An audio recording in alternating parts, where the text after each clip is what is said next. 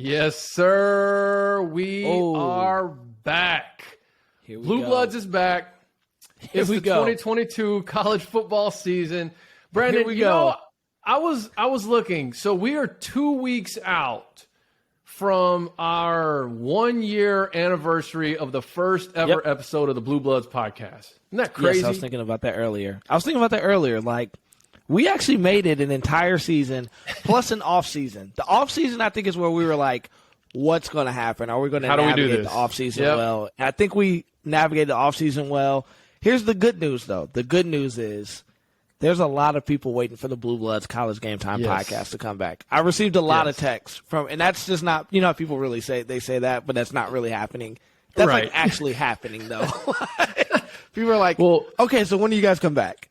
Yeah, because we threw some teasers out over the summer. We had some good interviews. If you haven't heard those, I'd encourage you to go listen. I mean, we've had some Super Bowl champions, national champions. Even if you just go to our YouTube and look at some of the clips, like, if anything, go watch the Bethel Johnson clip. Like, just go watch it. That might have been my favorite interview over the entire offseason. Dude, I had someone text me after that one released. They were like, bro, this is my favorite episode ever. Like, y'all's like, just they talked about a few things throughout, and they were like, this dude is awesome. So, I don't think I said more than like 10 words that entire episode.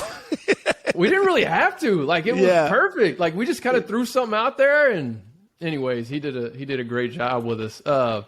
And then we had Vincent Valentine, we had Jonathan Scott. We threw another episode in there in July just because recruiting was getting so hot, so we did a little special episode. But I think we kind of started to find our identity. We're definitely college football driven. So we go, we'll be here. Like, the season is getting ready to start, so the Blue Bloods podcast is here on a weekly basis from now until at least National Signing Day. And then I think if we kind of follow our same routine, we'll be back for a March Madness special episodes, and then we just kind of see how it goes. The off season again. We'll figure it out. Year two.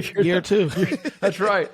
But y'all know the drill for the weekly episodes. So this episode, we're going to start a 2-part season preview. Okay, we've got we're going to go through each conference. And we're going to give you our prediction for that conference, our dark horse, our sort of long shot team to bounce back, and then a hot take for that particular conference. I think on this week's show, we're going to do Big Ten, SEC, Big 12. Next week, going into week 0, which I almost got goosebumps just saying that. Like, we're here, almost baby. at week 0. We will do Pac-12, ACC, along with just some general season predictions, our playoff predictions, our Heisman prediction, things of that nature. And so before we get into it, though, B. Holmes, I got to ask this. Like, this is very important. What's your latest NCAA 14 dynasty you got going right now? All right, so check this out. So we were texting. So originally I went back and did the Michigan thing, but I started with Vanderbilt, but I could only recruit kids who had academic prestige in their top 3. Okay. And currently I'm in year 5 of my dynasty. So I do this thing, like the first 4 years I don't play defense because I take as a college football coach model, it takes about 4 years to really build your program. So I don't do that. Then after 4 years I play only defense in games where teams are ranked. But if I'm in SEC, that's like every week. So I think this past season, my year 4, I went 8-4, 8-5. Nice bowl game win. I have a top 15 recruit as a quarterback that came in last year, so he's entering into his true sophomore year. Run the pistol offense. Looking to make some noise, potentially challenge for the SEC crown this year. And I actually update all my conferences, so I have Texas and OU and the SEC as well. So that's kind of where I'm at right now. It actually makes it so much harder because you're like, as you win, it already helps that I'm in the SEC, so a lot of kids get interest. But then you're like, most of them don't have academic prestige. So it makes it challenging because, like, my starting free safety is like a 68. But here's the cool thing that I've noticed. It's like if you can get them in like the mid to high 60s by year 4 or their redshirt senior year, they could be high 70s, low 80s, which is equivalent to a 5-star recruit coming out of high school. So, you just you plug and develop, and hopefully we win a couple games we shouldn't win every year. Well, this is really heating up for me because we are officially less than a year before the new NCAA comes out. Can't wait. Which, Bart Scott voice. Waited over 10 years for this. I bought a PS5 like a year and a half ago. It was in March. It was on spring break. And I remember I got up at like 4 a.m. and watched this YouTube video of this guy explaining what to do when the drop happens at Target. And I literally had it on my iPad, and I was like doing exactly what he said, and I got one. And wow, I haven't played it but maybe once or twice in the year and a half that I've had it, because I literally got it for the new college football game that's coming out next summer. And but I have cracked open the old PS. God, it's not even a PS4. It's I guess PS3 is it a 2 or 3? I think it's 3 that NCAA's on. I got Idaho right now. I'm in an Idaho dynasty. We are very much a pass heavy team. I don't get too glued to one playbook. I try to just build my team and then find what's going to best fit my personnel. Kind of the Bobby Petrino style, right? I'm gonna get my players in and then find the best way to get them the ball. So right now I've got this. I had when I took the Idaho head coaching job from my days as a coordinator, because I usually spend some time as a coordinator to build up my recruiting prestige, and then of course, literally when I first got the job, I got a transfer who was like an 80 quarterback coming from Maryland. And like, dude, no, he's a 99 now. And I thought he was going to go pro because I was going to take another job.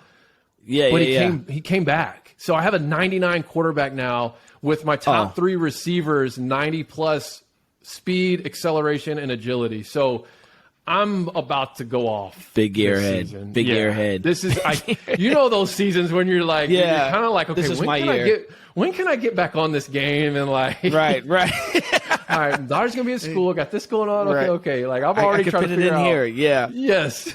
But tomorrow's my game day. So that's where I'm at. I got the Idaho Vandals. Hopefully set for a big year, and then I think I'll take because technically they're an FCS team right now. So in my own narrative, you haven't did the update where you've moved all the newer teams in. No, I don't know how to do any of that. Or like the revamped version. I don't know how to do any of that. Yeah, I don't know how to do the revamp. There's a guy at my job I actually told I would pay him because if he could do it for me, because I don't have time. Kyle Grosso, if you are listening, can you speed that up? Actually, like 2 weeks ago. Hey, send us your dynasty updates. If you're an NCAA 14 guy or gal, send us what's your dynasty right now. Hit us on socials. If you're watching right now, put it in the comments. Leave us a comment. You missed the college football video games? Are you ready for next summer? And I'll keep you posted on what happens in the old Idaho Vandals. And B's I might need to post some updates. Keep us posted on the old Vanderbilt. Was it the Commodores? Is that what they are? The Commodores, man. The Commodores. All right, dude. Let's get into the Big Ten. I know this is your conference. I actually feel pretty locked and loaded for this discussion on Big Ten. Me too. And especially when we get into the dark horse and the bounce back. But just a reminder, we're going to follow the template. We're going to each make a prediction of who wins the conference. We're going to predict a dark horse. How are we defining a dark horse? A dark horse is somebody that is not considered a favorite. Or that surprise team that could come in and win the conference. I think for the Big Ten, if I had to name who the favorites would be, I'm going to say Ohio State, Michigan, Wisconsin, Penn State.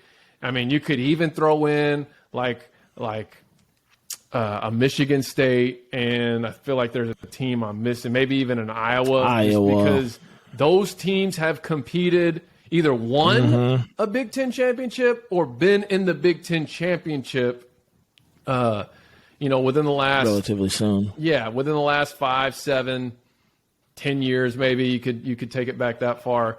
But those are teams I would not consider dark horses if they win. I mean, would you agree with that? I completely agree. Okay, so that's kind of our template for choosing a dark horse. And then the bounce back, every conference has their long shots. Yep. And this is kind of, here's how I want to define bounce back for all of these discussions. It's either a team that had a losing record last year that we're anticipating to be bowl eligible or to bounce back this season, or a team who performed much lower than what their recent history has been. Yes. And now we're expecting them to bounce back to their normal standard. Let me give you an example. Yeah. Let's just say hypothetically last year Alabama went 10-3 and won the Birmingham Bowl, right? Pretty much a lot of other teams in the country, that's a phenomenal season. But for Bama, that's a disappointment. So now, obviously, Bama did not do that. I'm just saying as an example of what could fit the criteria for a bounce back. It doesn't always have to be a losing record to bowl eligible. It can be so. And then finally, a hot take. So I'm gonna let you kick it off since this is your neck of the woods in the Big Ten country. All right, so prediction of who will win. We were starting to text about it yesterday, and I held back on a lot of stuff we were texting about because I knew we were jumping on the pod today. Because I was starting to get fired up. So we had a discussion about who will win. Now, those who listen to the Blue Bloods College Game Time podcast know I'm a pretty objective fan of my team. Sure. I think I try to come into it with objectivity, and I'm very honest about who's the best team in the conference. I believe on paper, the best team in the Big Ten by far is Ohio State. I think we can't argue that. I think they're the most talented team in the Big Ten by far. Well, not by far, but they're the most talented team. Sure. But with that being said, here's what I'm going to say. And I have strong cases why I believe this outside of my fandom. I believe Michigan repeats. Now, I really stopped and paused and asked, was this just me drinking the blue Kool-Aid after we had a year last year? So I took time. I thought about it. Here's why, right? Because I know everyone's going to say Ohio State, Ohio State, Ohio State. So let me put this out in advance. I'm not denying C.J. Stroud's going to throw for 300 yards every game. Easy. Every game he's going to. At least. Easy. Yeah. At least. He's going to throw for 300 yards every game. Jackson Smith-Njigba, if he was draft eligible, would have been a top 5 pick, at least a top 10 pick last year. I'm going to say top 5.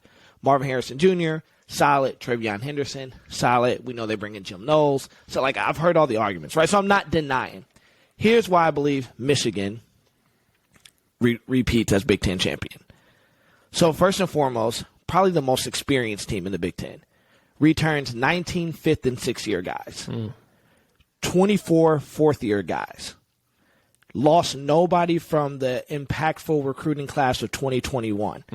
Now, everyone's going to say this to me. Brandon, they lost Aiden Hutchinson, the number 2 overall pick. I acknowledge that. Brandon, they lost Josh Ross. I acknowledge that. Brandon, they lost Daxton Hill, who's a first-round overall pick. I acknowledge that. Brandon, they lost Hassan Haskins, who ran all over the Ohio State back defense last year. I acknowledge that. Here's my rebuttal, Trey. And the other edge rusher. Ojabo. Yeah. They lost Ojabo. Go ahead. Now, here's why I don't put Ojabo on that. Ojabo didn't explode on the scene until Penn State midway through the season last year. That's when he picked up draft steam. We're like, oh, okay, there's a possibility. But no one, he was like second or third on the depth chart as the season started. Okay. So here's what I'm going to say. We lose Hassan Haskins, yes, on offense. Who do we return? Blake Corum, who, if he doesn't suffer high ankle sprain in week 8, he still ran for 898 yards, I believe. So 100-some, that's week 8, so didn't get to 1,000. Now you return Donovan Edwards, who's a top 50 recruit, running back, coming back into who should get more carries and is more explosive out of the backfield. You return Ronnie Bell, our graduate senior, who tore the ACL first game of the year last year, who was on the Biletnikoff watch list last year. Big player. K. McNamara, J.J. McCarthy, I don't know who we go with, but I feel comfortable with both. Joe Moore award-winning offensive line. We lose our starting center, but replace him with the Remington finalist out of Virginia. Offense, I feel like we're set. Now, here's why I believe we can win the Big Ten. Defense. Brandon, you lose Aiden Hutchinson, number 2 overall pick. Number 3, I think, on Bruce Feldman's freak list last year. Did you by chance see who's number 1 on the freak list this year? No. Defensive tackle number 56, Mozzie Smith, from where? The University of Michigan. Okay, so that's Brandon. But then that's one guy on the defensive line. Number 2, who do you guys have in the linebacker level? Because you lost all Big Ten player Josh Ross. Oh, I don't know. Maybe we're replacing him with freshman All-American Junior Colson. Brandon, but you lost Dax Hill, who went first round to the Cincinnati Bengals. I don't know. PFF Focus has the 6th best corner in the country, DJ Turner, who was also in the top 30 on the Feldman freak list. Where does he play? University of Michigan. Oh, by the way, the number 2 corner in the country that came out of high school last year, 5-star Will Johnson. Where did he go? Michigan. I say all that to say this, Trey. People have been focusing on who we have lost, not paying attention to who we still have and how much talent we actually did gather over this recruiting class that were early enrollees that were ready to play. And this is my final tidbit, and then you can jump in. I don't deny Ohio State has the best offense probably in the country. I've said this last year. I'll say it this year. Since Urban Meyer has been gone, they've lost the toughness. When C.J. Stroud, now shout out to Utah when they played that game and he put up big numbers. But when he gets pressure, and I said it last year on the pod, he shrinks in the moment. And I'm just not confident enough that he has that type of gusto in him that when it comes down to the wire and the game gets tight and he gets pressure on him, that he could win the game for them. And I think partially is because of the culture that Ryan Day is setting at Ohio State. I just don't think they have it in them. I think this could be the beginning of the end for him. Because if he loses twice to Michigan, we're going to have a problem. And remind me, where is that game this year? It's at the Horseshoe, but I'm not worried. So basically your prediction is Michigan. You're calling it. Okay. Yes. Oh, so, for sure. I'm going Ohio State. And I know you know. And just so everyone knows, part of what fired Brandon up was my text that said Michigan. I said something to the effect of Michigan lost everything. They're not going to be near as good as they were last year. Ohio State's going to win. He said, yeah, I actually think Michigan's going to be better this year, but I'm going to save it for the pod. So you can thank me for that full diagnosis we just got on the Wolverine football team. But I'm not going to go as in near depths. Here's what I know. I think that if Ohio State beats Michigan, they go to the Big Ten Championship. They beat whoever they play from the West. They're in the playoff. Now, what do they do in the playoff? I don't know. I think that's where this Ryan Day stigma that you're talking about, because I agree with that, is going to come back to haunt them. But I think that they go through their season. In fact, I'm going to pull up their schedule right now, because last year they had the early season to Oregon. It's Oregon. And let's look here. Let me see if there's anything. I mean, yeah, it's Notre Dame. I don't think Notre Dame has. I love Freeman, and I know Freeman's an Ohio State guy. I just don't think they've got the hosses to keep up with Ohio State. I don't know who Notre Dame. I can't name 3 Notre Dame weapons. I can't tell you really anything about other than the fact that they're recruiting lights out right now. So I think if they'll let Freeman stay and do what he does, Notre Dame's gonna end up building a pretty amazing program or maybe a program that can get over that hump they haven't been able to get over, but not this year. I think C.J. Stroud lights them up. I think defensively they are improved. And here's the thing about Ohio State. They just need a defense that doesn't suck with that offense. Like they need a defense that can get some crucial stops, that can make a play here and there, cause a turnover. I mean, they don't need their defense to anchor them to win the Big Ten with the offense that they have. Not at all. And so I'm looking, I think they go through, at Michigan State, but we saw how that went. Michigan State doesn't improve their secondary. It's about to be off to the races again. They haven't. And that's where I feel like the Michigan-Ohio State game, it's a revenge game for Ohio State. They're back at home. Ryan Day's potential future at Ohio State could depend on it. I think they beat Michigan. I think Michigan's heart and soul last year was Aiden Hutchinson. I hear what you're saying as far as the players that are coming back in, but I think what he brought to the team from an intangible leadership perspective, it's indispensable. Like you can't just replace that. And no. Even I'm thinking of that clip where he's just screaming at that left tackle for Ohio State, the defender, and then just bull Pierre. rushes him. Yeah. And you already see him in Detroit on Hard Knocks. He's up there singing Michael Jackson. He's got the whole team. He's that's a dude, guy man. that you just anywhere you just can't replace a guy like that. And so now, can you replace his production and piecemeal? Yeah, absolutely. But I think Ohio State wins it all. I think Ohio State wins the Big Ten. And I know that's not really like going out on a limb, but you got Michigan, I got Ohio State. But let's get more into this conversation, because to me, this is where the conversation really gets interesting about the Big Ten. Of course, everyone knows it's probably going to be a 2 or 3 horse race of who wins the conference. Everyone knows that it's likely to come down to the Ohio State-Michigan game. Yes. But let's talk dark horse. Who is your dark horse in the Big Ten in 2022? Believe it or not, man, I really like this team this year, and on paper, I like Maryland.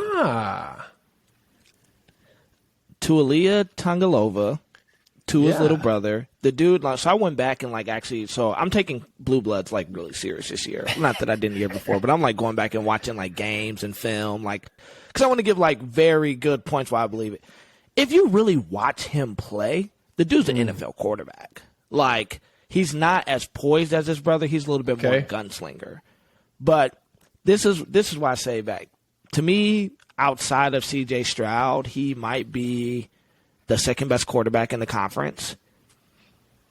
Some people will argue and say no. They'll say Peyton Thorne out of Michigan State. I think he's personally better. If J.J. McCarthy's not the starter at Michigan, I think he's the second best quarterback in the conference.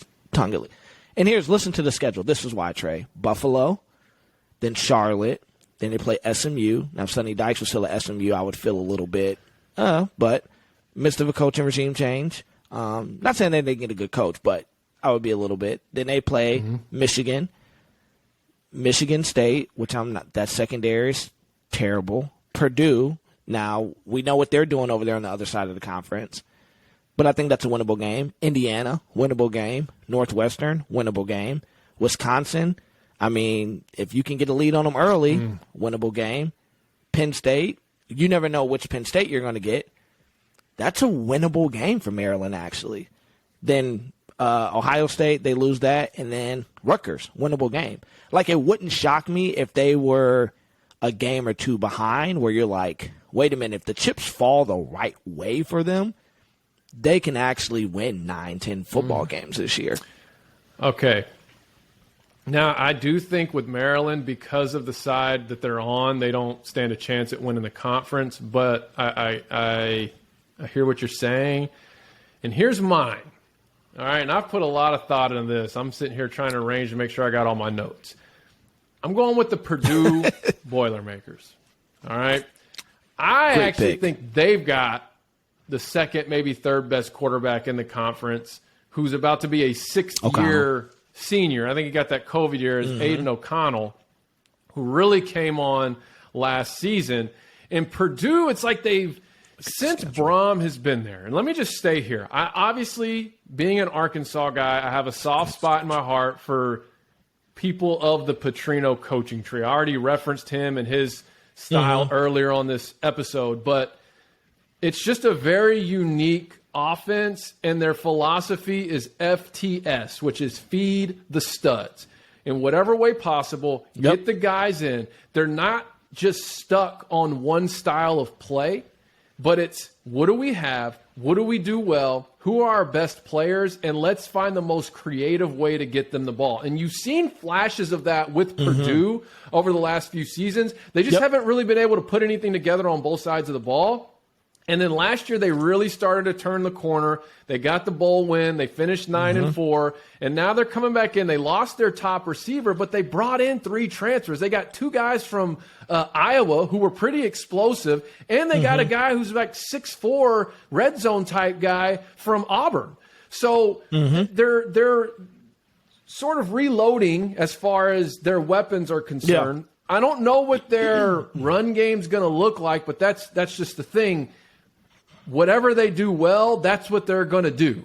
You know, I mean, I think a great example when you look at Petrino, who Brom is sort of he's a part of that tree. He coached under him, and then obviously his brother played for him, and that's his OC right now at Purdue. But look at I don't think you can find 2 more opposite quarterbacks than Lamar Jackson and Ryan Mallett, right? You've got a 6'7" statue and, a 6'1", 6'2", like Michael Vick reincarnated type player. Speed demon. Both of them were Petrino quarterbacks. Both of them, one took a team to the Sugar Bowl for the first time in school history. The other one won the Heisman. Like, it's all about finding the strengths of the players and really doing what they do well. Because, in college football, you have a lot of coaches who get so stuck on what they do and trying to recruit guys that can do what they do well, like what their philosophy does well. Like Leach, he likes having quarterbacks that are incredibly accurate with smaller receivers who can get open in space, catch the ball, and make, in that air raid system. You have other guys that they want to build up front, real powerful, get some running backs in there, and then just hit you in the mouth all game, running up and down the field. Right. Brom, he just goes, okay, what do we have? What do we do well? What are our best players? And let's figure out a creative way to get them the ball. So they got a very exciting offense. Their defense starting to kind of catch up. And I like their schedule, man. I mean, I really think – because I was almost going to say this as a hot take, but I really think Purdue could win the West. Because listen to this. And it's all going to come down – this is what's crazy – to their first game. Their first game of the season is on a Thursday night against Penn State. And this is arguably – their toughest game of the season, but that's to your point, Brandon, depending on which Penn State shows up. But they've got a third. But why is that important? Because you have all of fall camp to prepare for this game. Now, you don't have much tape of that team that you're playing because it's their first game too. But I think that that Thursday, Penn State, that's going to set the tone. And if they can win that game, listen to this. They follow that up with Indiana State, Syracuse, Florida Atlantic, and then they play at Minnesota and at Maryland. But if they're 4-0, I think they carry that momentum into both of those games. They come back home against Nebraska, which what Nebraska's going to show up? I mean, they were the best 3-9 team in all of college football last year, but I've ever seen in my life. Are they going to put anything together? If they're rolling by that point, this will probably be their second toughest game is where they play at Wisconsin. Yep. Then they play Iowa, Illinois, Northwestern, Indiana. That is a Big Ten schedule. They do not play Ohio State. They do not play Michigan. They do not play Michigan State. I can't think of a more favorable schedule for a Big Ten West team to draw. And with the momentum they have, with the experience they have at the quarterback position, with the coach they have, I really could see this team not running the table in the sense of, they're going to go undefeated, but running the table in the sense of they win the Big Ten West and then they match up with either Michigan or Ohio State in the Big Ten championship. And I'm telling you right now, Purdue has been a little bit of a thorn in the side of Ohio State. Not year in and year out, but there's been especially – But it was a close game this past year. And then a couple years ago, It was. They was that like when Rondale Moore had his breakout party when they beat Ohio State? There was the Rondale Moore breakout party. Then earlier in the decade, they had what's the kid Kerrigan, where Ryan Kerrigan played there. They upset them. Like they've played Ohio State tough every year. If I had to pick my dark horse to win the conference, I'm going with Purdue. And yeah, obviously there is some pick. Of that personal tie I feel that I have to Brom being a disciple of Bobby Petrino, who I, as an Arkansas guy, I know he's kind of polarized Arkansas fan base, but I like him. And he responds to me on Twitter. So me and Bobby, right. we got a little conversation going back and forth on Twitter. He's at Missouri State now, so shout out Coach Petrino. Okay. All right, B, kicking it back over to you. Who's your bounce back? My bounce back this year would be it's honestly going to be Penn State. I think they went like 7-6 last year.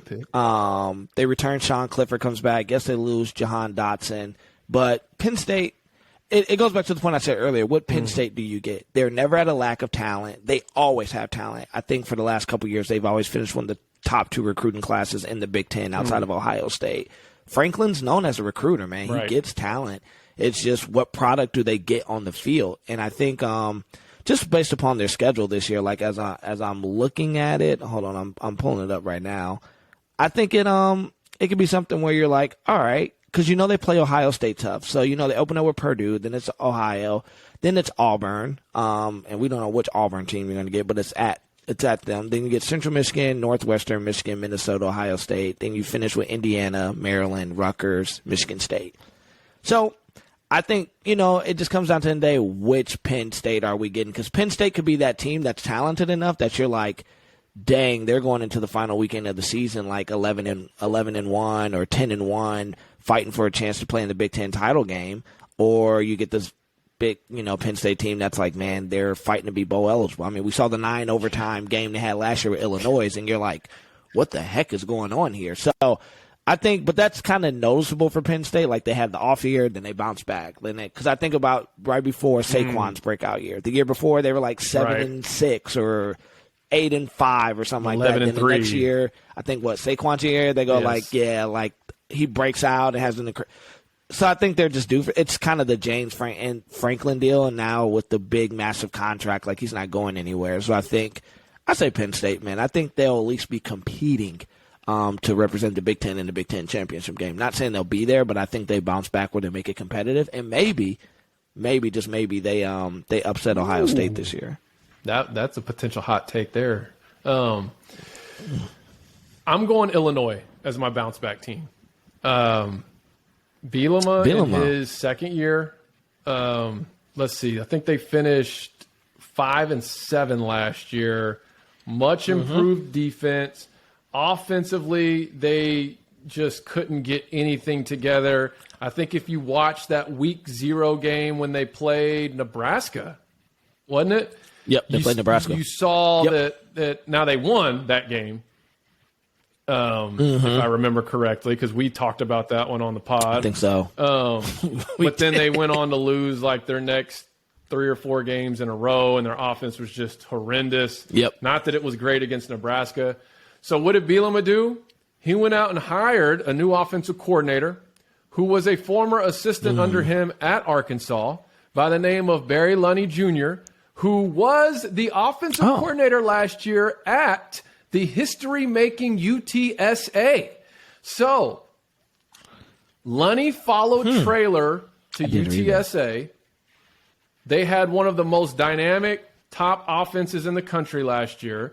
Went 12-2, set all kinds of school records for UTSA. I mean, you remember we talked about them on the pod. They got in the top 25. They were ranked, and that offense was, I mean, at times unstoppable, particularly in their conference.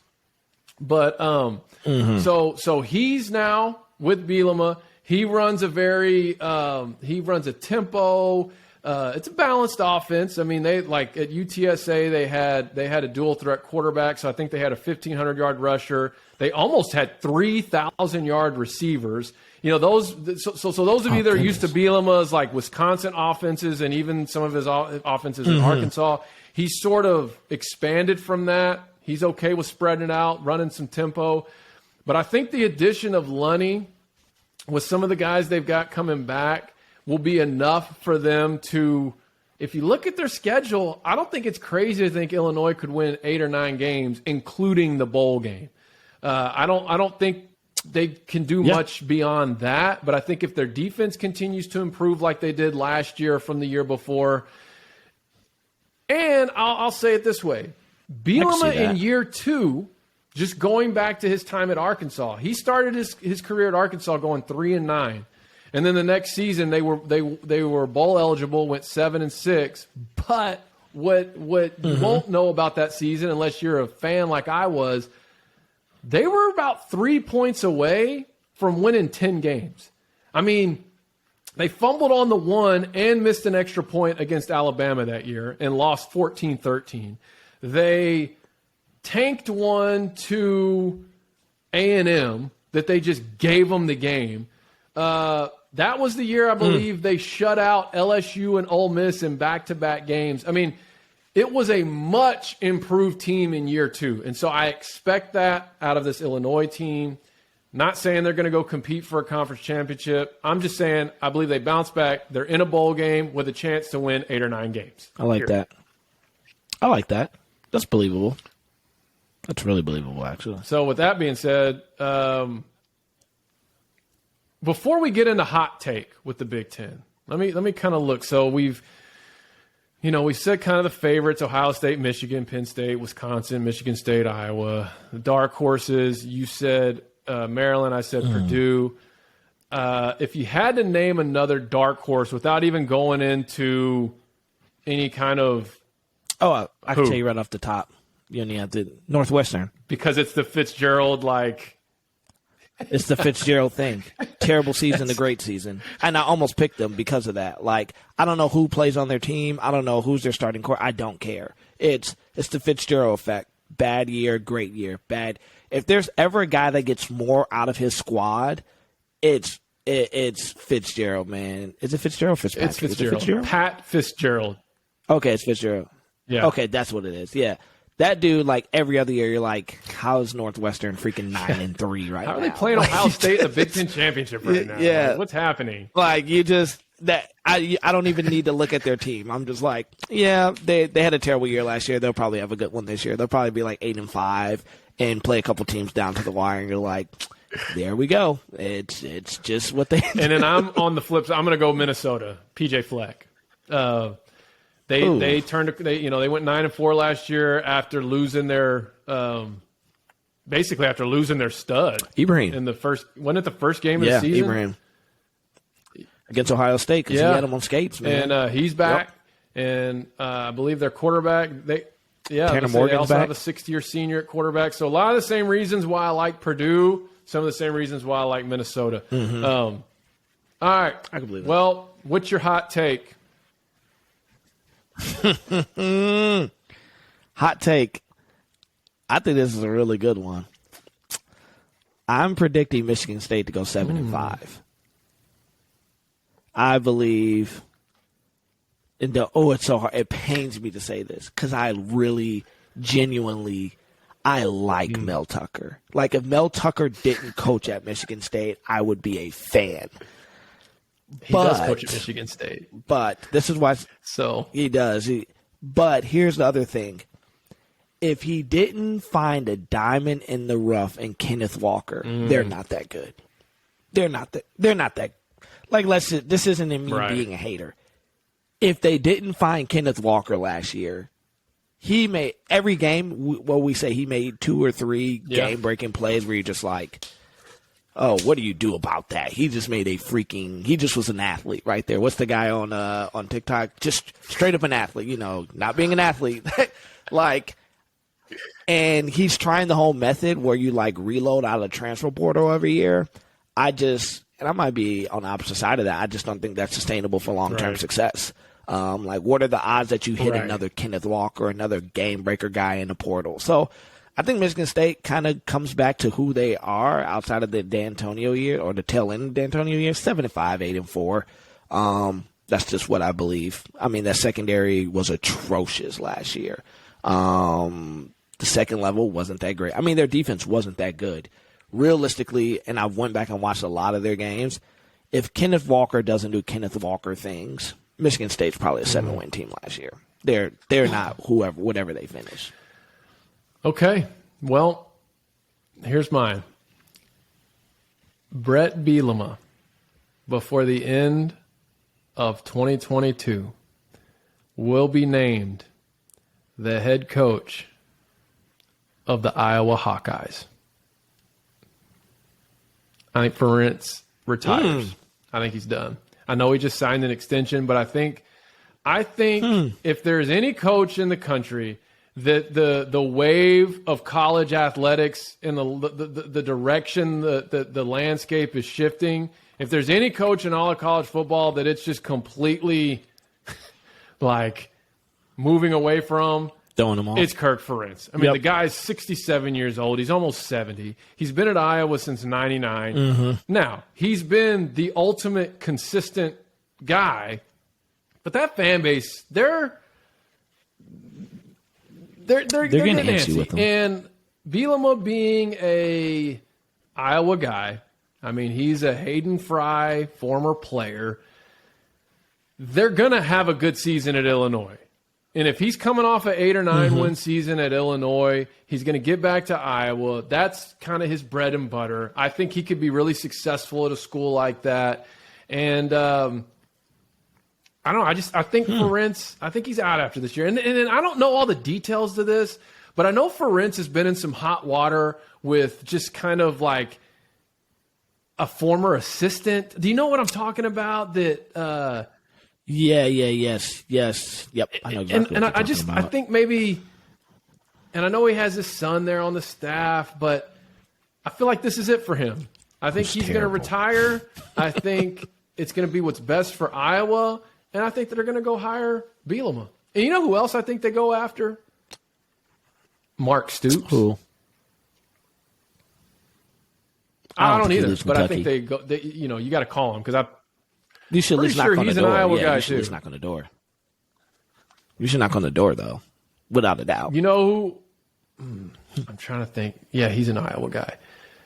I'm trying to think if I want to say this because we haven't talked about this team. If there is a team in the Big Ten that could pull Mark Stoops away from Kentucky, that's not like Michigan or Ohio State. Yeah, I was about to say it had to be one of those. I think there's another one, dude. Nebraska.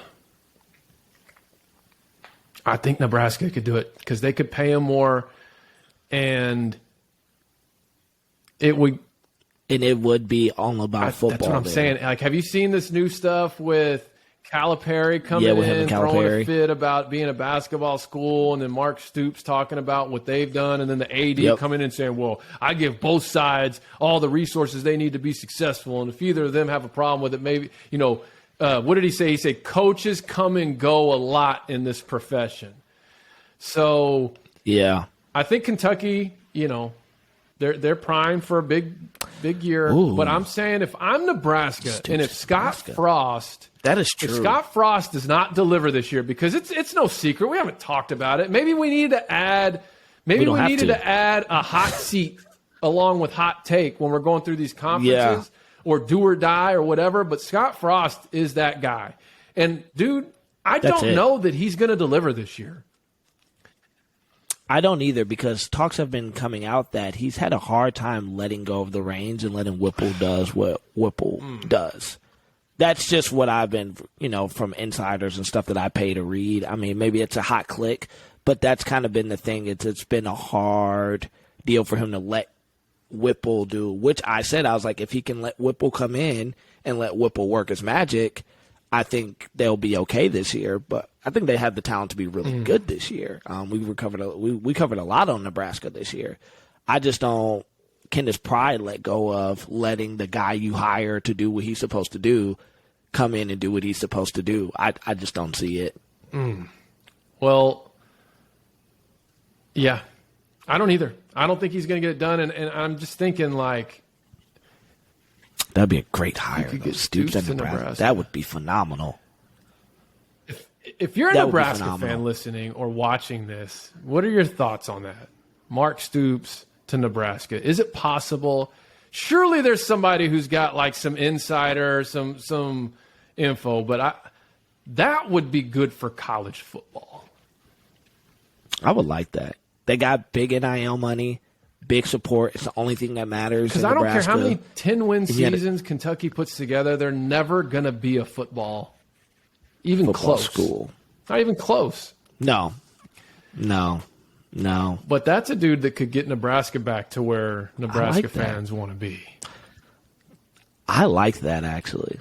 I like that a lot. And Nebraska's going to want to be competitive now that USC and UCLA are coming over. No doubt. Like, I don't know how we're going to pod these things or do these divisions, but, like, they're going to want to make a move to stay relevant and competitive in the new Big Ten for sure. I don't know if you've noticed what Mark Stoops has done the last couple years is, he's got another offensive coordinator in, but what he's doing is he's basically taking guys who are from that Shanahan, Sean McVay coaching tree and bringing them in, and that's essentially what they're running. It's probably a little bit simplified version of it, but that's what they do. And is it Levis, the Penn State Levis? Levis. Going to be one of the top quarterbacks in the SEC. That's what he's been in. But where it's the genius of it to me is you just keep bringing these guys in, and it's the same terminology. It's the same, there may be a different wrinkle here and there, but it's not that much of a change on the players, even though the person coming in calling the plays is a little different. So it's different. And I could see that philosophy working over at Nebraska. And, of course, he builds the defense, and he's got a lot of ties in Ohio and throughout the Midwest. Goodness. That'd be a great hire. Okay, so we're 46 minutes in, and we've only gotten through the Big Ten. So I'm sitting here like, we can just keep it rolling. We can go SEC.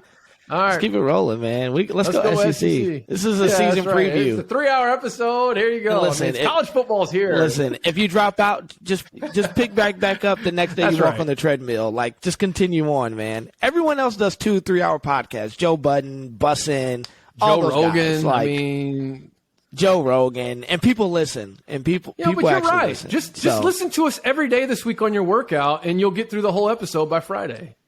You'll get through the whole episode by the next episode releasing. Okay, so SEC, I'm going to start this one with my prediction. I'm going to say Bama.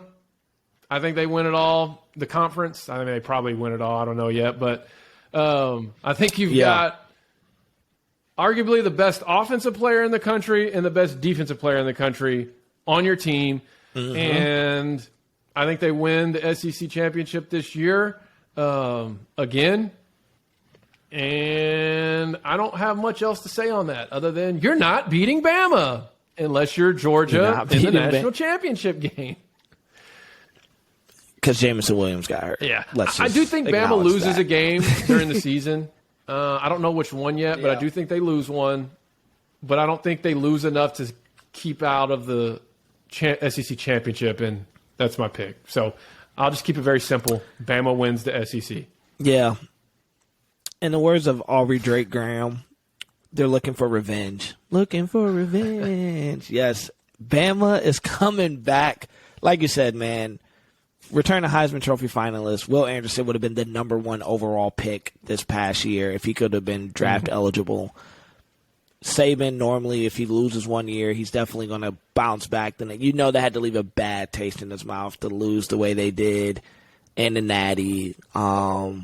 And Saban doesn't seem to be slowing down. Like, he keeps making references to that. So I think it's more, I would say, not to just belabor the point, I think Saban almost has this thing like, oh, everyone keeps talking about me retiring. Let me show you why I'm not even close to retiring. Like, let me show you who's the big dog on the block still. And everyone wants to talk about Lennon going to Oregon and Kirby over there in Georgia and Dabo and Lane down there. I think Saban really has this thing now, like, I'm tired of you guys talking about my time's almost done. So let me just prove to you that I can still beat everybody, and I'm not going anywhere anytime soon. So get comfortable. Like, I'm actually, for the first time ever, Trey, I'm rooting for Alabama. Like, for the first time ever, I'm rooting for Saban for that sake of, so he can just flex a little more like, Nah, just get prepared. Like, I think I got another decade in me, which I think he does. I think he has another decade in him. So I'm going Bama. Yeah, and you also are probably going for Bama because their quarterback might end up being your pro team's quarterback in the 2023 season. That would be Bryce Young to the Detroit Lions, which would be I would definitely take – actually, I wouldn't mind taking C.J. Stroud, though. And I'm a big Ohio State hater. Bigger body. I think he has a better arm than Bryce. But Bryce has intangibles, so I don't know. I don't care. I'll take either one of them. But I like Bryce. Anyone better than who you got right now? Yeah, anybody who we have my bounce-back team. I'm going Auburn.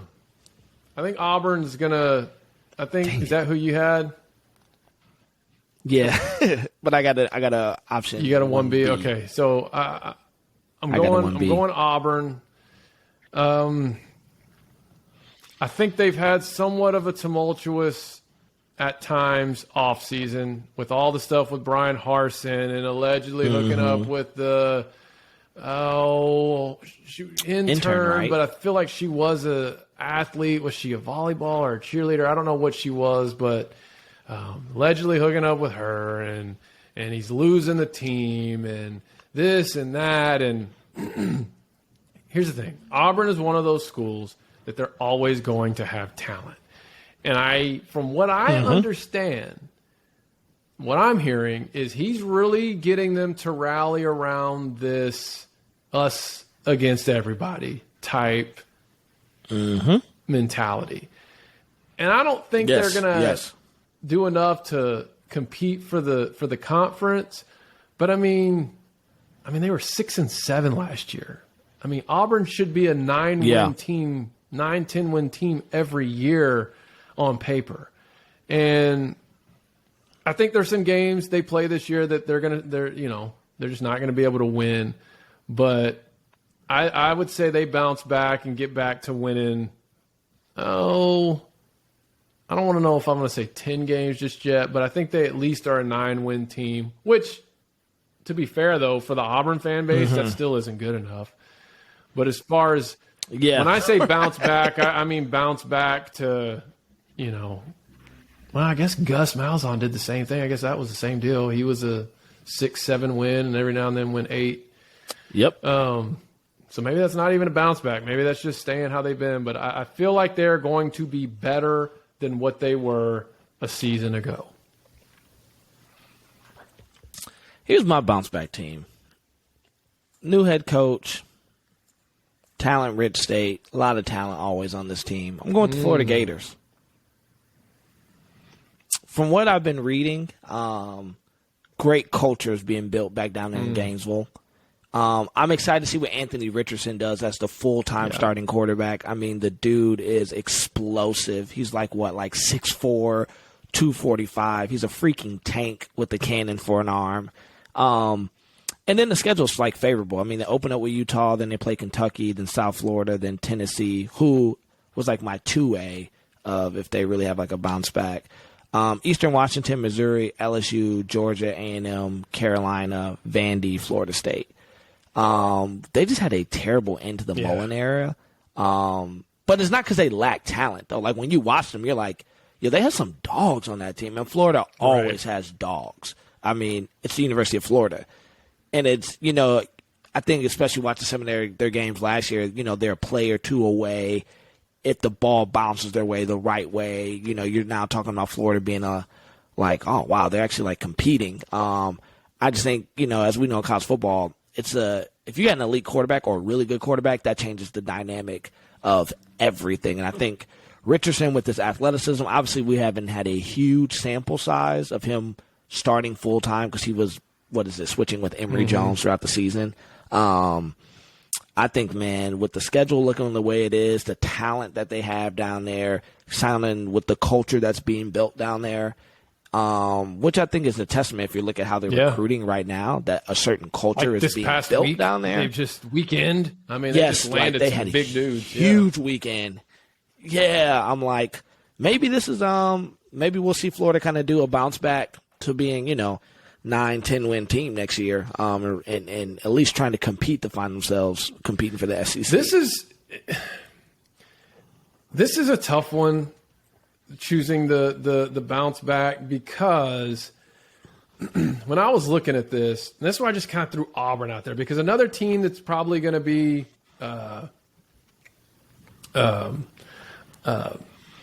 considered as a bounce back is LSU, right? With Brian Kelly being there. Brian Kelly. Tennessee's getting a lot of hype too. Oh, I saw something. Tennessee's going to have an offense that's unstoppable. I'm not seeing it. But like the teams that really fit the criteria for a quote unquote bounce back are Florida, Auburn, LSU. I'm not going to put South Carolina in that because last year kind of was their bounce back, becoming bowl eligible. And yeah, they had a good. Now they have a chance to build on that, but their schedule kind of scares me to put them as anything, beyond just maintaining what they did a year ago. But I'm looking at it because Arkansas had their bounce back season. Ole Miss had a bounce back season. They had a great season. Mississippi State, they went to a bowl game. Like they weren't. What is a bounce back season for Mississippi State? Oh, go win 10 games. When's the last time they've done that? Right. A&M. Oh, are they going to bounce back? No, they're 8-4, and they're probably going to do the same thing despite all the hype. So really, it's kind of like, okay, Florida, Auburn, or LSU. You say Florida, I say Auburn. The only reason why I'm not saying LSU is this. I think it's going to take a little bit more time, but I had a dad of a top-rated recruit. He's a highly touted 4-star who has visited everywhere. And he told me, and this dad is also has a lot of like personal training, certifications. He's a personal trainer, on-field trainer and weight trainer. You know what I mean? Like he has that. That's his background. Former Division I athlete. He said that the LSU strength and conditioning presentation on the visit, he didn't say it was awful, but what he said implied that it was awful. And he just wasn't impressed with it at all. Now LSU, they're obviously going to have some. They're going to have some athletes. They're going to be very athletic. Right. They've got the quarterback in from Arizona State, the grad transfer. Don't know if he's even going to start yet. Now, what LSU has been doing is they have here recently started killing it on the recruiting trail. Yes. But I don't know. I don't know if Brian Kelly's going to need another year or two. I don't know how bad things got with Orgeron. Yeah, I don't know how bad it got under him because the bottom really just fell out last year. So I don't know if they're ready for a bounce back. But I do know that I think Auburn in year 2 of Harsin has a chance. And then, to your point, I guess we'll really see if Napier is as good as the hype shows coming in in his first year. So, dark horse. I've got 2. And again, this is a dark horse. This is an unexpected team to win the conference. So really, anybody not named Georgia or not named Bama in the SEC.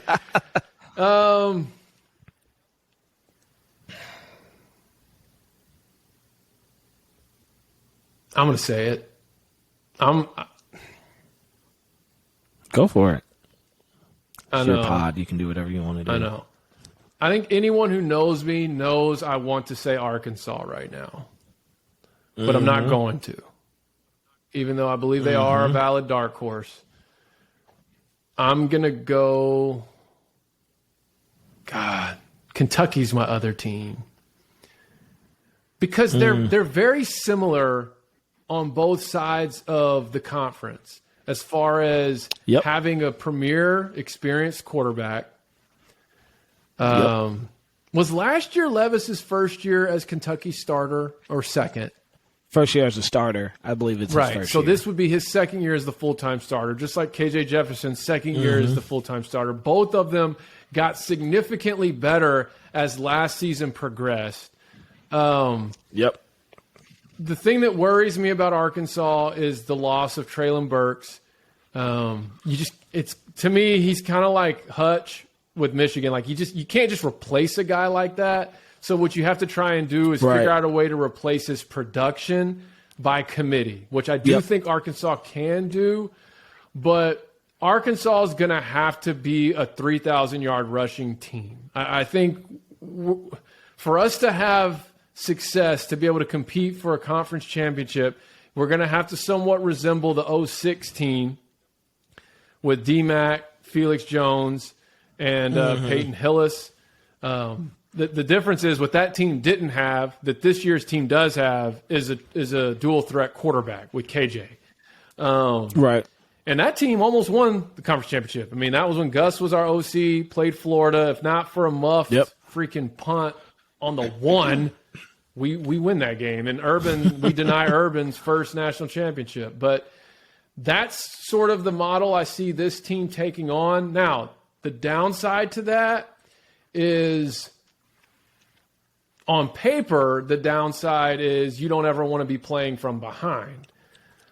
However, the team's philosophy, being the veer and shoot, Kendall Briles coming back, it's his third full season. It's KJ's third full season being in the system, second full season being the starter. Oh, man. They definitely fit the criteria for a dark horse.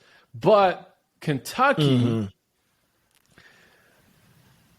they could, just with the way their schedule lines up, they don't have to play Bama. Yep. They don't have to play, they don't have to play Ole Miss, I don't think. They do have to play Ole Miss. They have to play at Ole Miss. Okay, so that's and they're at Florida, at Tennessee. They got Georgia at home. That's week 2 of the season against Florida. So you know what? I'm sticking with Arkansas. I'm going to say Arkansas is my dark horse to win the SEC.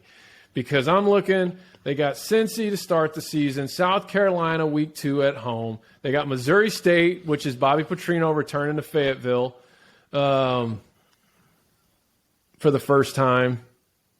They got A&M at Cowboy, and then Bama. That's kind of a revenge game. We're at Mississippi State, at BYU. That BYU game scares me a little. At Auburn, that should be a revenge game, but I don't know. I don't ever feel good about playing Auburn. Then Liberty, LSU, Ole Miss, back-to-back-to-back, 3 straight home games in the season. Then we're at Mizzou.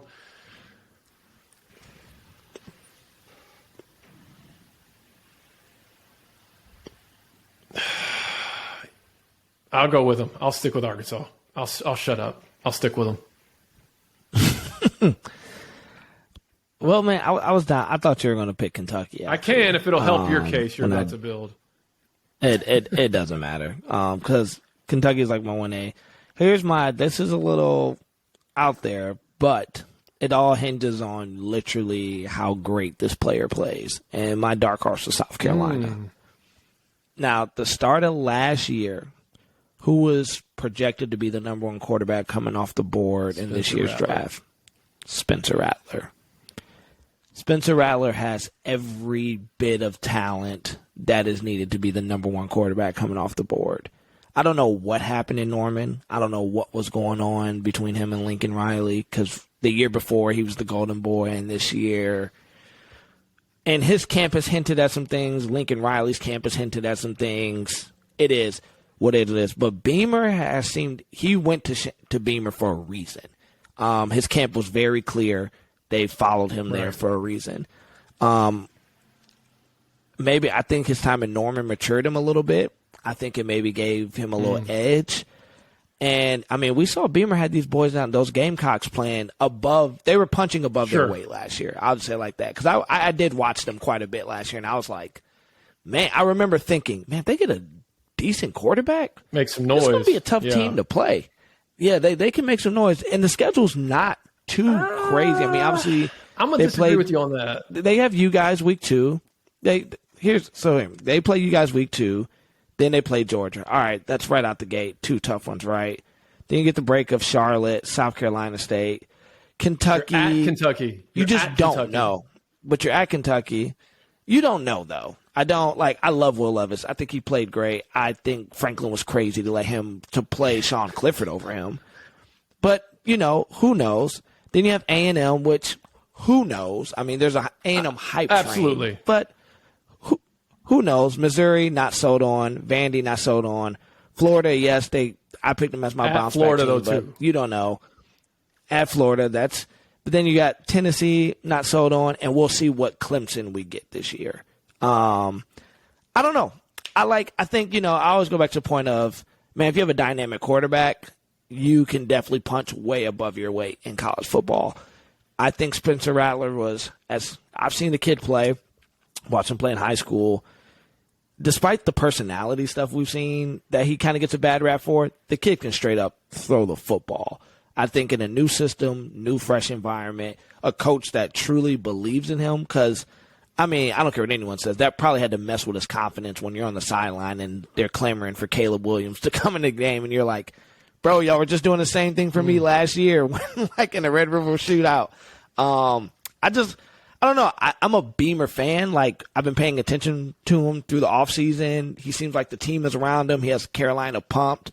And then you add a potential dynamic quarterback. We don't know which Spencer Rattler we get. But if we get the Spencer Rattler that I believe came into OU as a freshman, that had the gusto, the confidence, borderline, because I think you have to have a borderline, maybe not in your interviews, but on the field, you have to have a borderline arrogance, I believe, where you're like, no, I am that dude. I think if he can get Spencer to tap into that, I think, man, they could put some teams on notice. Decently tough schedule, but I don't think it's anything where they can't compete week in and week out. And we know the game of college football, man. If you get one ball to go your way, that can change. As you said, Arkansas 06. You don't muff a punt on the 1 yard line. It's a different story in Arkansas history. So Beamer kind of reminds me a little bit of the Mel Tucker of, man, we're going to hang in this as long as we can. And if we just get one thing to bounce, it's the thing we texted every year, every game last year watching Mel. We're like, dang, there's the play they've been waiting for. I feel like Beamer almost has that same thing with South Carolina. It's like, if you let these boys hang around long enough, he has them believing, if they get the one play, things could kind of go their way, especially when you got a quarterback like Spencer Rattler, who's kind of been an afterthought because of his transfer. Well, he's been an afterthought because of his transfer and because he got his job taken from him by a true freshman. And he showed, playing under the quote-unquote quarterback whisperer, he showed a tendency to become very sporadic. So now, having a fresh start, absolutely. Does he make the team better? Absolutely. Here's where I feel like South Carolina is still a year away, is because of their schedule. At Arkansas week 2, this particular Arkansas team, I don't see losing to South Carolina at home. Not this team. Not this team with KJ, with our running attack, with our defense, with our O-line pretty much all being back except for one guy. I don't see that happening. Then Georgia, don't see it happening. Then they're at Kentucky and at Florida. They got A&M at home, but I see them losing 2 of those 3 games. So that's 4 losses I feel like that I'm checking off already. And then they got to play at Clemson. They are going to beat Clemson at some point. This is going to be a team that I think is that has a potential to shift the tide as it pertains to that rivalry. I don't think it's going to be in year 2 under Beamer on the road.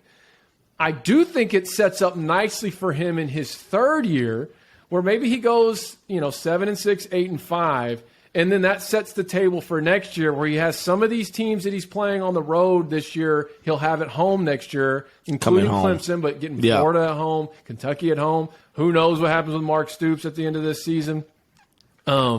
If he chooses to go elsewhere or whatever, like we talked about earlier. But I think he's really primed for a big year 3. I think the schedule is going to keep him from really breaking out this season. But I do agree with everything you say about him. Even just the stuff he's doing on social media, man, you can tell that team and that fan base is really bought into him. And I don't know if you saw the one recently where he took him up to the upper deck of the stadium and said, I just want, that's far away, this far away view, isn't it? People pay money to sit here to watch you play. I think some of that stuff. And then his fun stuff, like the Termo swag on. I don't know if you saw that video that he comes in. Yeah. I saw that was good. He's doing a lot of things right, and I think it's only a matter of time. Like they say, you apply enough pressure, eventually you get that breakthrough, and I think that's what he's doing. I think he's just a year away with the SEC. But hot take.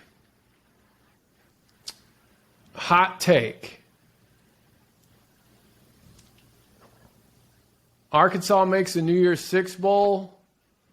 A&M loses to Miami. Ooh. I was going to say A&M finishes 8-4, but that's not really a hot take. The only thing that would make that a hot take is how much hype is around them. So I'm saying A&M loses to Miami at home. Arkansas makes a New Year's Six Bowl. In fact, I think Arkansas Ole Miss at the end of the season will determine who gets that other New Year's Six Bowl out of the SEC. But I'm still not real sure what Kiffin's got going on at quarterback right now, and that's the only reason why I'm not as high on Ole Miss, because I don't know if who is it, the dude from USC they got? Ole Miss, Jackson Dart. We'll see. Yep. And then they got Zach Evans. And like TCU. I told you when they paid him all that money, what that meant was he was going to have discounted coordinators and discounted assistants. And he lost some really good assistants over the offseason, and he did not replace them with the same caliber of guys. That's just a fact. And that's why I'm a little leery on what's Ole Miss going to be this year. It's the quarterback and then the turnover on the coaching staff. My hot take is this. I think this is just a hot take, and I'm really just throwing it in the dark here. I think Bryce Young repeats as the Heisman. We haven't had the back-to-back since, Archie Griffin? That's the only time, I think. That's the only time? Yeah. I think Bryce wins it again. I think they do. I think Bama does it in dominating fashion this year. Because I think all last year we were waiting for the bottom to fall out of Bama. Like, I think you were the main one saying nobody's beating Bama, but I think national pundits across the country, even me, was like, this doesn't look like the Bama vote. They should lose. And every week, I think they kind of have this chip on their shoulder. I think, man, they just blow the doors off everybody, and Bryce repeats as a Heisman. I mean, I know there's a couple other guys out there, like people think C.J. Stroud could get it, and Will Levis has been obviously talked about early. It's a quarterback award now anyways. But that would be one. And then I'm just going to stick with that. I had another one. But I know I'm probably supposed to save this for next week's show, but I've got a little cash riding on this Heisman race. Oh, I know. I remember. And I'm with my boy Caleb Williams over at USC. I think the weapons they put around them, I'll talk about it next week. But there's some reasons as to why. Is it because I necessarily think he's better than Bryce Young? Not necessarily. But do I think his situation is more favorable to winning the Heisman next year? Absolutely. Okay, well, we said we were going to get through the Big 12. So you want to go through Big 12 and then call it a day? Yeah. Oh, yeah. Last thing, though, I'll say this about the SEC. Have you looked at Georgia's schedule? No. Georgia. I got it up right now. Because I'm like, I think these jokers can mess around and go undefeated again. Look at Well, you mean regular season?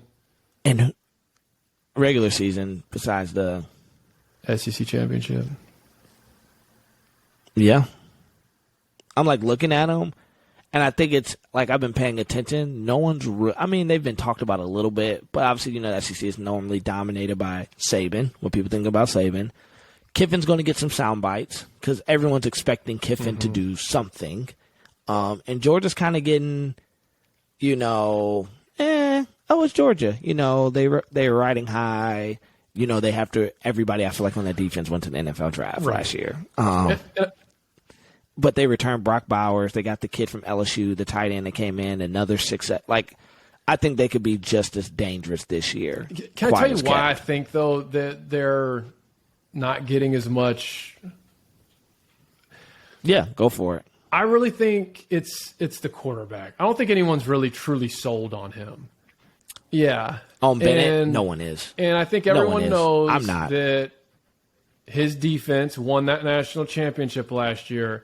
And I think anytime you have either side of the ball, right, have as good of a unit as that Georgia defense was last year, you automatically go into the next season going, they're taking a step back. I mean, you would almost even think that if all those guys were coming back, just because, okay, they're going to be able to perform this well for a whole season again. That good again. But then the fact that you lost some of the key pieces of that defense. And the DC. Who you're facing week one. I still think they win that game. Don't get me wrong. But I do too. But yeah, I mean, it's and then people are going to go, okay, is Kirby going to build a dynasty? Did he finally get his big win over Saban? Just get luck his up on one. Yep. I'm looking at the schedule though too, dude. I mean, it's a very favorable schedule. Don't get me wrong. I don't like Stetson Bennett. Like, shout out. I mean, that defense was probably the best college football defense I've seen in a very long time. Arguably one of the best I've seen in my life. Offense, and they had some playmakers on offense, but it wasn't. I mean, it was a George Pickens, is that his name? The wideout who's killing it out in Pittsburgh right now.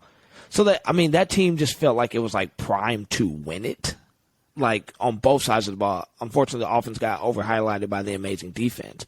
But I'm looking at what they bring back next year, and it's not like they are just bringing back scrubs. Like, very favorable schedule, good talent. I mean, I think Stetson Bennett has to, like, play better than he did last year to give them a chance. But I think Georgia could. I mean, honestly, man, I don't really see too many teams on their schedule. I'm like, oh, they're going to lose that game, or that's going to be a 50-50 game. You know who I think they lose to on this schedule? Yeah, Tennessee. That's exactly who I was going to say. That's crazy. That's the Tennessee. That's the team I would pick. That's the one game I was like. Game I'm looking at going, okay. And here's why, because I think Tennessee comes into that game.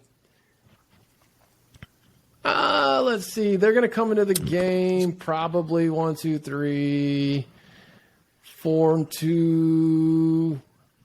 I could see them coming into that game 5-3. 4-2. Yeah. Because they're just crazy. If they somehow come into that game 6-0 and like it's a top 5 matchup, I think Georgia kills them. What I think it is, though, is I think Tennessee comes in that game 4-4, 5-3, and they win.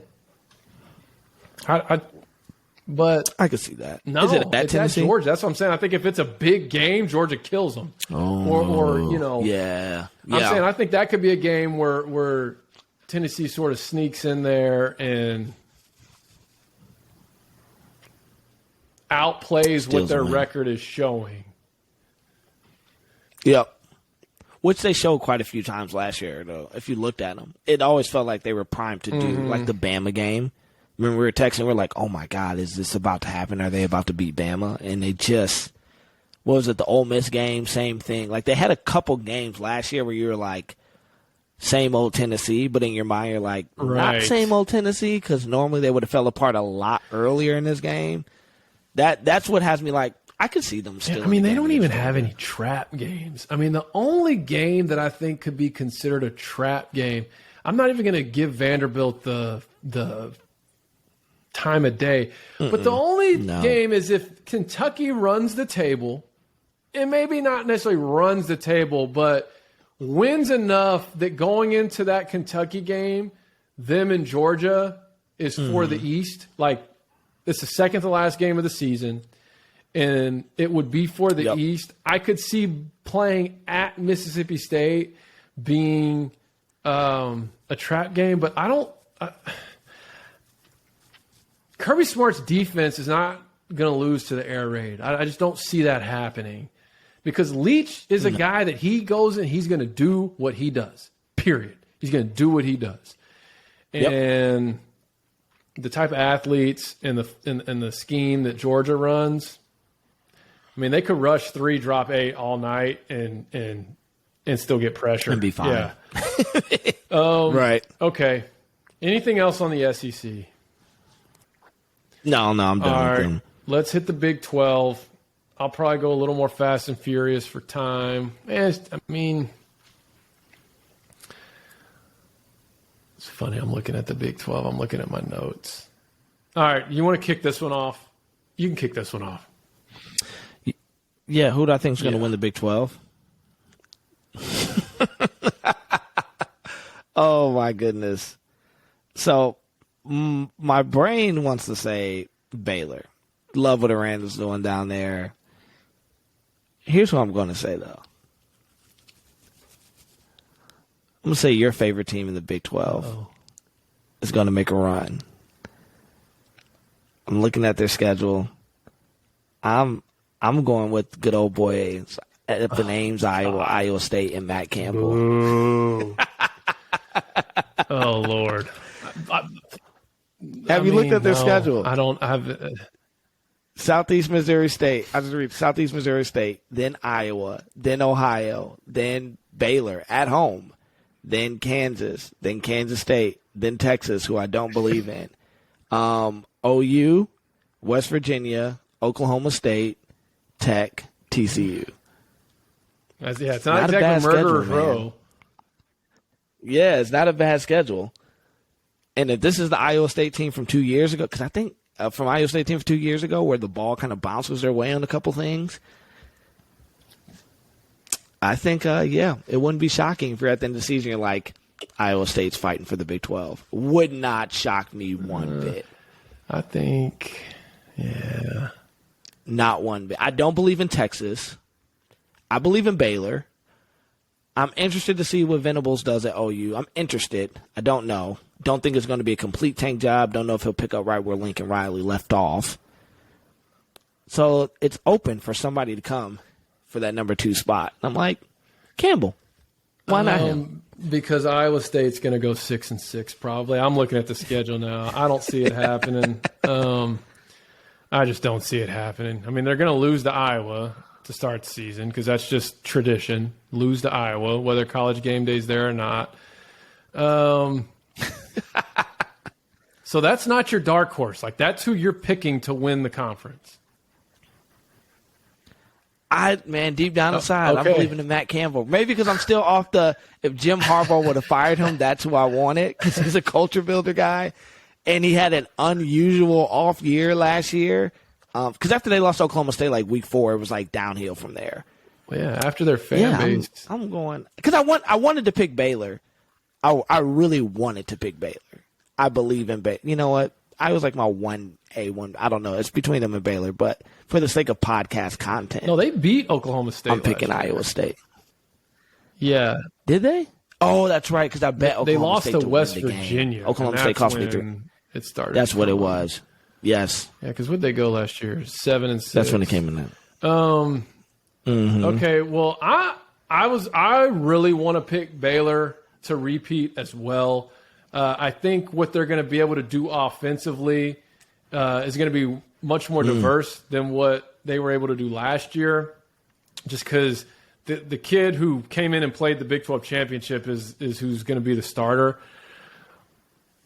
But I like OU to win it all, man, to win the Big 12 this year. Like Venables? I think so. Year 1? Because, first off, they weren't in a bad spot to begin with. Now, there is a question mark at quarterback. But, let's be honest. There was a question mark partway into the season last year at quarterback. I mean, if you think about it, there was a quarterback controversy by the Red River Shootout. And before then, really. Yep. And that's a team that still could have played for the Big 12 championship had they had a defense that just did not suck. Yeah, that's true. I feel like what they're going to do offensively it won't necessarily be what Lincoln Riley did, right? It's Levy, who comes from that Art Briles tree. He's been under Kiffin the last couple of years. He's finally in a position where he's able to do, it's going to look like what he wants it to look like. He's got a guy, he's got his quarterback in who knows the system from when they were at Central Florida together. Yep. And I think this defense is going to be significantly improved. I think that if you look at what Venables did at Clemson, when he took over Clemson as the defensive coordinator, in his first year, I mean, they jumped up the national rankings in sacks, quarterback pressures, points allowed. And then as he continued to stay there and build that defensive front, then they got to the point where they had just some of those just unmovable defenses. But I think defenses. OU they have the talent on that side of the ball. And what's crazy is some of those guys were moved around so much last year because Grinch's philosophy was like he wanted as much speed on the field, and it was this speed aggression or something like that. And it kind of just turned into guys who ran all over the place but couldn't tackle. And I think what Venables and his defensive staff have already done is really, instilled some fundamentals. And I think if OU's defense can just be fundamentally sound in Venables' first year, they're going to have what they need to win the conference. Now, what do they do beyond that? I don't know. I'm not saying they're going to go into the conference championship undefeated. I'm not even saying they go into the conference championship as the number 1 team. They may be that number 2 team, but I think they win the Big 12 in his first year. I think what he's coming in gearing up for is the SEC and that level of competition. Yeah, and obviously, it's to be determined how that's going to actually unfold. But I think OU. Keep in mind this has been a team that's dominated the conference for the last for forever 5-6 years. Then last year it's kind of that anomaly. They lost to Oklahoma State in a 37-34 game or something like that. I mean, if they could have just had a defense on the field. That's true. That's my. But man, I do want to go with Baylor. I love Baylor. I love what Aranda's doing there. I love them. They kind of have that small man mentality where here we are picking against them after they just won it all, won the conference, won the Sugar Bowl. You know what? Heck of a team. I'm going to call it this way. I'm going to say OU and Baylor in the Big 12 championship, and I'm going to give Baylor. I'm going to pick Baylor. I'm flip-flopping right here live on air. Baylor beats OU in the Big 12 I like Aranda, though. I like Aranda. I think for content's sake, I'm picking Iowa State, but I do like Aranda. Bro, that Big 12 championship game last year was so good. Like, to me, that was one of the best championship games. It was so good. I like what he's building. And I think he understands, like, man, he's in a driver's seat right now with this new Big 12 that's coming along. Like, he actually might be top dog when this thing shifts, and and here's why I agree, because I don't know if you know, they've been able to keep their top-rated quarterback commit coming in for the next year after he exploded. I think that says a lot for what he's building there. I think recruiting is a good symbolism for what's happening in the program a lot of the time. So, I agree with you. I want to flip back the other way again, too, because I'm thinking about, like, they're All-American players from defense, Jalen Petrie, Terrell Bernard. But I'm not going to keep doing that. So, all right, who's your bounce back? Yep. Big 12. Texas Tech, man. Dang it. Texas Tech. Yes. Is that who you had? Go ahead, though. I like McGuire, man. Yeah. I like what he's building. Obviously, shout out to Braden Sherrill. He sends me like Texas Tech stuff all the time. He's a big Tech fan. And last year he sent me stuff. I'm like, bro, I don't care about Tech. But for what McGuire's like really doing, the way he's recruiting, some of the stuff I've been reading, how he's been able to like reconnect with some of the high schools that they lost touch with. Man, I think he's the perfect – it's kind of like Mark Adams is the perfect basketball fit for Texas Tech. That's how I feel about McGuire. I feel like he's the best football fit. Like, I feel like Texas Tech it's an interesting job because we highlighted last year. It's like further away from the like huge pool of talent Texas has. So you have to be like a unique guy in a unique situation that understands that part of Texas to sell it. And I think he's the best guy, man. Great. Sounds like some great things are coming in from the inside, culture-wise. People seem to be super pumped about it. Yeah, they're kind of my dark horse. Like they always have talent. Now they're not elite like UT, OU, Baylor, some of those guys. But I think that's my dark horse pick, man. I kind of like what's going on out there. I do too, and I agree with everything you just said. But I guess I didn't even have a 1B, but since I now need to have one, I'm gonna go TCU and Sonny Dykes. I think they bounced back. I think they were 3-5 in conference last year, 5-7 Something maybe. like I don't think they made a bowl game, so I think they bounced back, meaning they get to bowl eligibility. I have no substance to support my thinking on that, other than any coach that can go 30-17 at SMU.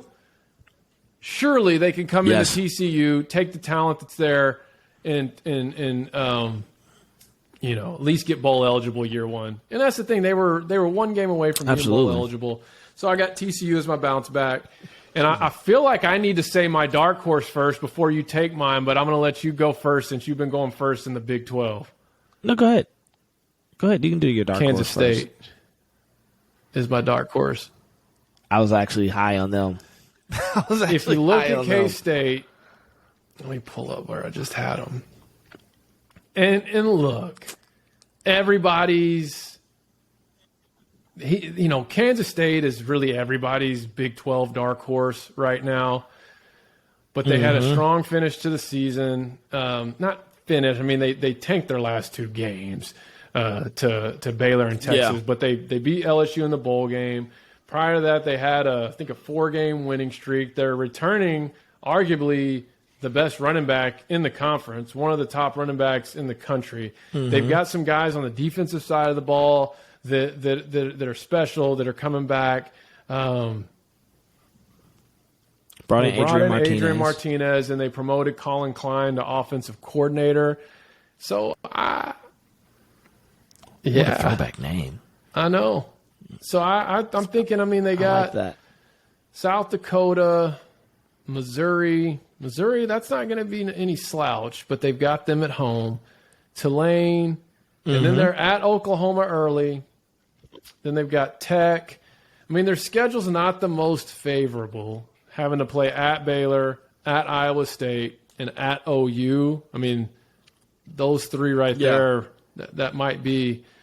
But, last year, it's like if they could have just converted a 1-yard play, I think, against Texas, like a couple of times, they missed it.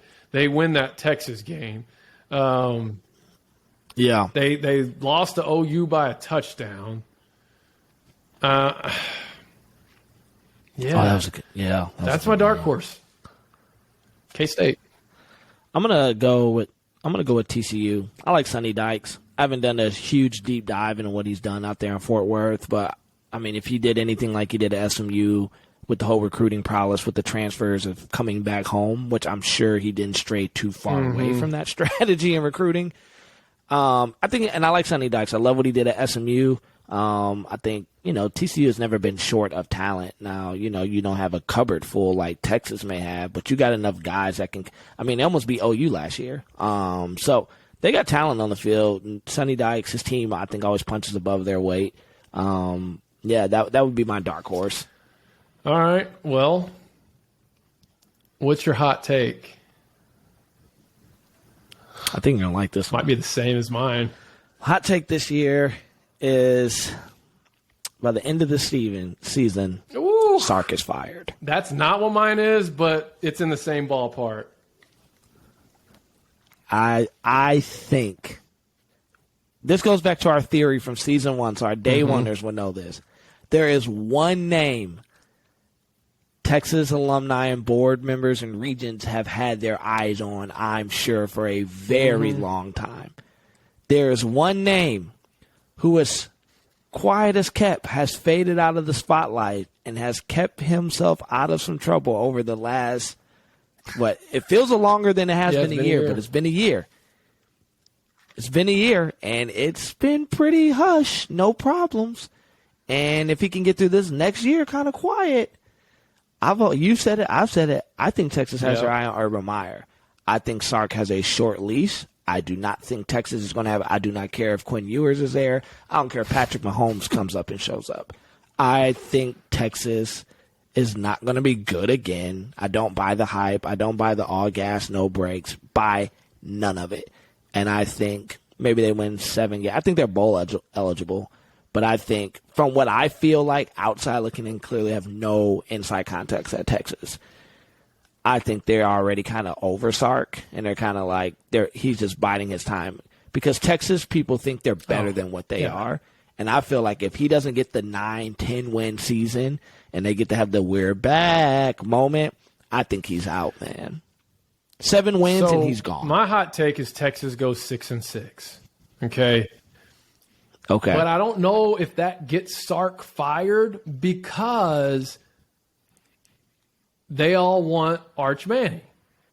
And by they, I mean all the boosters, all these stakeholders involved with the program. They all want Arch Manning. So that might keep him around. But 6-6, and I got the schedule up right here. They're going to lose to Bama. Dude, I think they lose to UTSA. I think they lose to UTSA, and that's when I think the wheels really start coming off. But I think they lose to Bama. I think they lose to UTSA, and if they don't, they're going to lose at Texas Tech the next week. So I think they either lose to UTSA or at Texas Tech. I think McGuire gets a big early statement win. He's going to probably have a lot of momentum at that point. I mean, it's kind of like when Cliff took over Tech. He came out, jumped out to a 6-0 start. They were 6-0 going into OU. OU, I think they were either 6 or 7-0 playing OU. They lost, but it was a good game. So that's 2. I think they lose the Red River Shootout to OU. I think they lose at Oklahoma State. I think they lose at Kansas State. And I think they lose to Baylor. Now, the game that will determine bowl eligibility for them will be that Iowa State game. It's in the middle of the season. But I still think they go 6-6. They make a bowl. But it's not going to be near what everyone is acting like they're about to have. The kind of season everyone's acting like they're about to have. Not even close. Let me ask you this then. You don't think Urban Meyer, if they brought him in, would be good enough to keep Arch? Oh, he definitely would be. You don't think that'd make the Manning family happy? Because I believe if they do fire Sark, the Manning family is involved in the new hire. See, I think Arch decommits, man. You think so? I'm not even 100% sold yet that Texas is the move for him. I don't know why, but I'm not. I agree with you on that. I think, now granted, he'd still be in the SEC. I mean, maybe it is. Maybe he doesn't care who's coaching. Maybe he wants to go to Texas. You know, they had the whole video of him when he was a little kid wearing the Longhorns jersey. We'll be seeing that for the next 4 years nonstop when he actually plays there. Here's the other thing, though. Is Urban sold on Arch Manning? You know what I mean? Because yeah. And I guess it depends on who Urban brings in. That's a good point. For his offensive coordinator, because at the core of Urban's philosophy is a dual threat quarterback. You know what I mean? He is a option guy. Like, he's a triple option, spread option guy. Now, he brought in Ryan Day, who really opened up the passing game, and that's when Dwayne Haskins threw for like 50 touchdowns.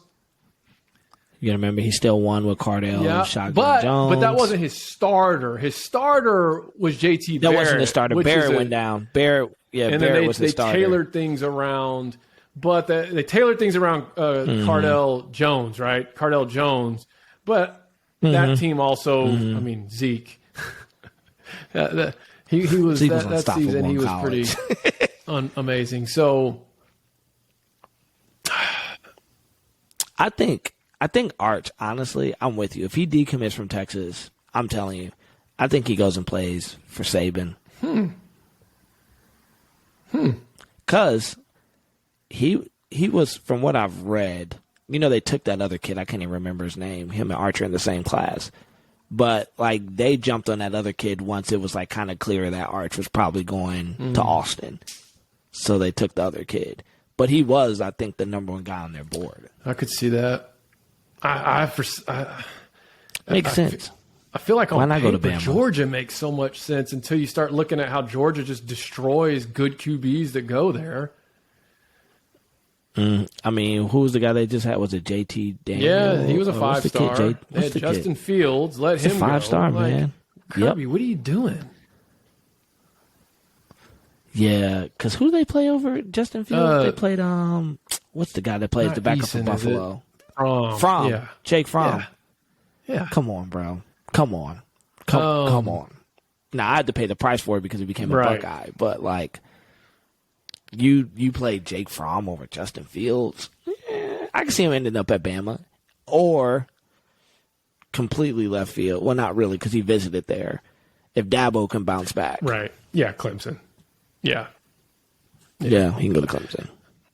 I don't think Sark makes it past this season, bro. I'm not sold. Texas is very impatient. I think they're going to want something. They want to feel comfortable going into the SEC that they're ready to compete.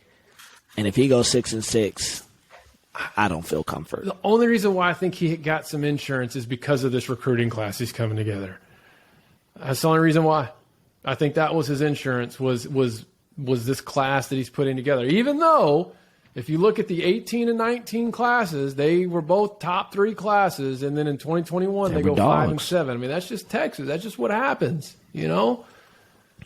underachieving. But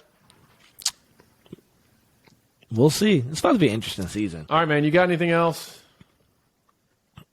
No, man. It's just good to be back. This is the longest episode we've ever recorded. Still a good episode. Man, we're just glad to be back. We still got 2 conferences, too. Still got the Pac-12 and the ACC, which I'm excited about the Pac-12, though. I know they get a lot of crap with Pac-12 after dark, but I think the Pac-12 is going to be, very good this year. I think there's going to be I'm going to do a little more studying. Year. I got most of mine. I'm going to do a little more studying for next week, but I'm really looking forward to next week's Pac-12 ACC. We're going coast to coast next week. We'll also talk some general college football season predictions, and we're going to look ahead to week 0, bro. Can you believe that? God, yes. That's crazy. And it's almost a year anniversary of our first episode. All right. Yes. Well, all right, well, until next time, make sure you hit that follow, that subscribe, man. We didn't drop any of our stuff. It's all over the screen.